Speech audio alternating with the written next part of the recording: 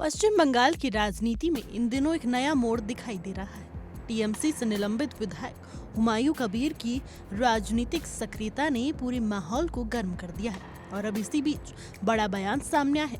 आपको बता दें कि एआईएमआईएम यानी ऑल इंडिया मजलिस से इत्तेहादुल मुस्लिमीन की ओर से सोमवार को साफ साफ कह दिया गया है कि पार्टी का हुमायूं कबीर के साथ किसी भी तरह का चुनावी गठबंधन करने का कोई इरादा नहीं है।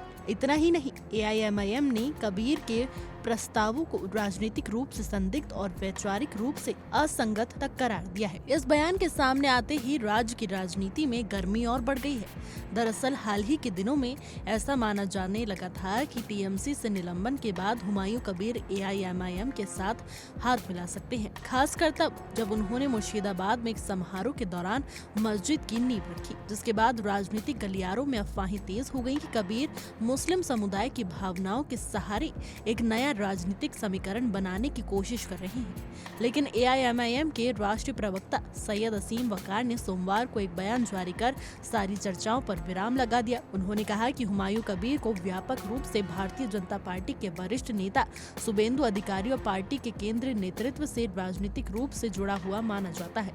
वकार के शब्दों में कबीर को अधिकारी के राजनीतिक तंत्र का हिस्सा माना जाता है और अधिकारी बीजेपी के राष्ट्रीय नेतृत्व की मुख्य रणनीतिक संरचना के भीतर काम करते हैं। ये बयान सीधे सीधे संकेत देता है कि एआईएमआईएम कबीर को केवल टीएमसी से निलंबित विधायक के रूप में नहीं देख रही, बल्कि उनके कार्यों के पीछे बीजेपी की रणनीति का प्रभाव ढूंढ रही है।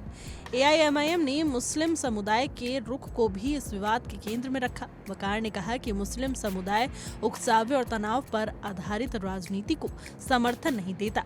उनके अनुसार मुस्लिम समाज देश को तोड़ने वाली ताकतों के बजाय उसे मजबूत करने वाली शक्तियों के साथ खड़ा होने में विश्वास रखता है। एआईएमआईएम ने ये संदेश साफ कर दिया है कि वो ऐसी राजनीति से दूर बनाए रखे जिसमें धार्मिक भावनाओं या सामाजिक तनाव को राजनीतिक लाभ के लिए हथियार बनाया गया। बयान में एआईएमआईएम प्रमुख असदुद्दीन ओवैसी का भी उल्लेख किया गया। उन्होंने कहा, ओवैसी साहब की राजनीतिक संवैधानिक मूल्य शांति और सामाजिक सद्भाव पर आधारित है।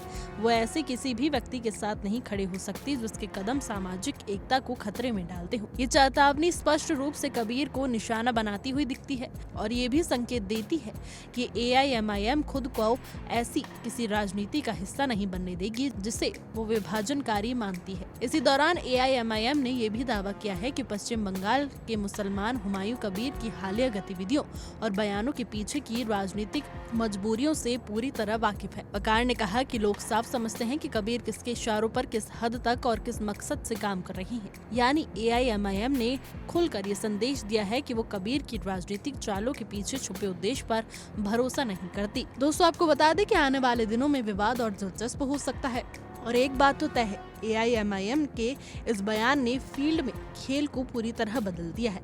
फिलहाल के लिए हमारी आज की रिपोर्ट में बस इतना ही। देश और दुनिया की तमाम खबरों के लिए देखते रहिए इंडिया डेली का डिजिटल प्लेटफॉर्म।